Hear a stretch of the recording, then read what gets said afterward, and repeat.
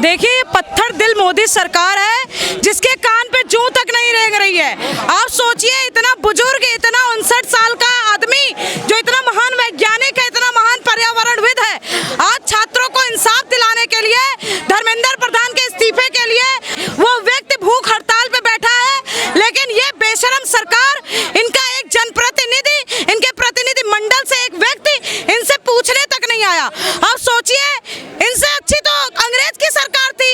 ये मजबूत सरकार नहीं है, ये निकम्मी सरकार है और ये अडानी की सरकार चल रही है, पूंजीपतियों की सरकार चल रही है, उद्योगपतियों की सरकार चल रही है।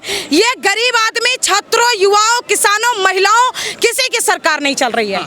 ये सरकार जो है वो अडानी की सरकार है, अंबानी की सरकार है, पूंजीपतियों की सरकार है। और हम युवा, अगर सोनम वांगचुक जी कुछ भी कहते हैं, आज वो संसद के लिए कूच करने के लिए कहे हुए हैं 20 जुलाई को, हम सब मिल करके आज आप देखिएगा 20 जुलाई को लाखों लाख छात्र यहाँ पर एकत्रित होकर सोनम वांगचुक जी के आह्वान पर संसद का घेराव करेंगे और धर्मेंद्र प्रधान का इस्तीफा मांगेंगे। लेकिन मनोज तिवारी कह रहे सब केजरीवाल के आदमी, मनोज तिवारी का भैया, उसे क्या पता है, एक पैसे की नॉलेज नहीं है। मोदी के नाम पर आज जीत करके संसद के अंदर बैठा हुआ है, अपने आप को बहुत महान समझ रहा है। निर्दलीय चुनाव लड़के देख ले, जमानत जब्त हो जाएगी।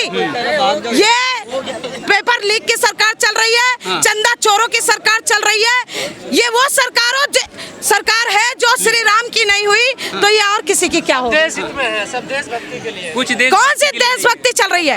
आप बताइए, कौन सी देशभक्ति चल रही है? चंपत राय लाखों लाख करोड़ों करोड़ रुपए लेकर के चंपत हो गए, उनसे कोई सवाल नहीं पूछ रहा है, कोई गोदी मीडिया सामने नहीं आ रही है। आज आप बताइए, चरण पादुका चोरी हो गई, मुकुट चोरी हो गया, चंदा चोरी हो गया, आभूषण चोरी हो गए, 200 किलो चांदी चोरी हो गई।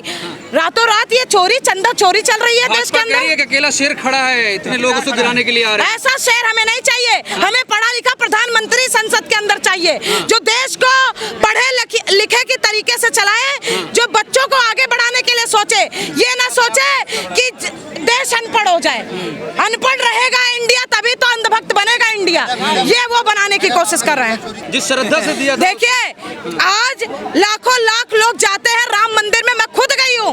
आस्था का प्रतीक राम मंदिर में इन्होंने चंदा चोरी कर ली, चंपत राय 200 करोड़ से ज्यादा चंदा चुरा करके, पोटली बांध करके आज वो जनता के सामने नहीं आ रहे हैं। आप यूपी में जाके देखिए, आज जो राम भक्त थे वो अपने आप को ठगा हुआ महसूस कर रहे हैं। तो रास्ता कैसे निकलेगा फिर? देखिए, रास्ता तो मैं आपको वही बता रही हूँ, बड़े बड़े तानाशाहों का राज नहीं चला। ये तो मोदी जी हैं जो कि अडानी जी के कहने पर भीगी बिल्ली बन जाते हैं। तानाशाह है मोदी जी? बिल्कुल तानाशाह है। आप बताइए, वो देश के अंदर तानाशाही लेकर नहीं आना चाहते।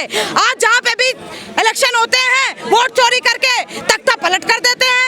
आज आप जाकर देखिए, किसी भी राज्य में, चाहे वो दिल्ली हो, चाहे वो बंगाल हो, किसी भी राज्य में अगर इनकी सरकार नहीं बनती है, वोट चोरी करके तानाशाही रवैया अपना करके अपनी सरकार बना लेते हैं। बिहार में 10,000 रुपए देते हैं हर घर में, बिहार में 10,000 रुपए देते हैं। कौन से गरीबों की राज है भाई? इससे अच्छा तो हम पहले ही ठीक थे, मोदी राज से पहले ही ठीक थे। कम से कम हमारे पास हम रहने जीने खाने के लिए पैसे तो थे। जब से ये सरकार चल रही है, चाहे वो किसान हो, चाहे युवा हो, महिलाएं हो, देश का हर वर्ग आज रो रहा है, बिलख रहा है, कह रहा है मोदी जी हमें बख्श दो।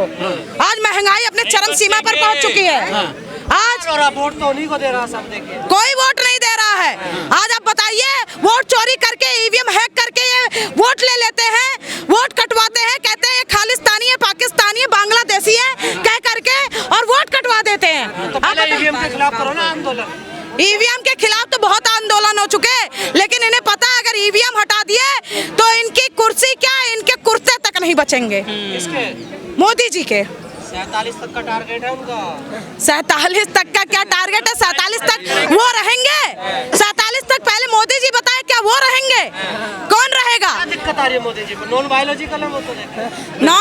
इससे अच्छा तो हमारे प्रधानमंत्री जो बायोलॉजिकल थे, उनसे अच्छा तो वो लोग थे। कम से कम हमारे बारे में सोचते थे, कम से कम हमें रोजगार तो देते थे, कम से कम महिलाओं का सम्मान तो देते थे, कम से कम हर नागरिक को सुरक्षित तो महसूस करवाते थे। आज हर नागरिक जो वोट दिया था बीजेपी को, अपने आप को ठगा हुआ महसूस कर रहा है। माँ का बेटा प्रधानमंत्री आप लोगों को पच नहीं रहा। पहले तो आप कह रहे हैं कि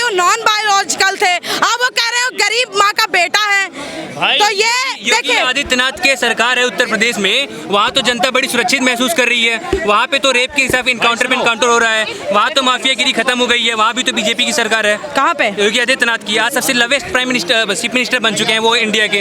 इंडिया के लवेस्ट प्राइम मिनिस्टर है। आज यहाँ पे हजारों के हजार संख्या में आज यहाँ पे युवा बिलख रहा है, रो रहा है। टॉपिक है उस पे बात करो ना, ऐसे पॉलिटिकल मुद्दा को क्यों ऐड कर लेते हो, सारे पॉलिटिकल एक्टिविटीज को क्यों ऐड करते हैं? पूछ रहे जवाब तो देना ही पड़ेगा ना। We should support only the ideology which serves our nation. जो हमारे राष्ट्र के लिए हो आइडियोलॉजी, वो किसी भी पार्टी से हो, हमें उसको सपोर्ट करने की आवश्यकता है। We need to support the youth of our country.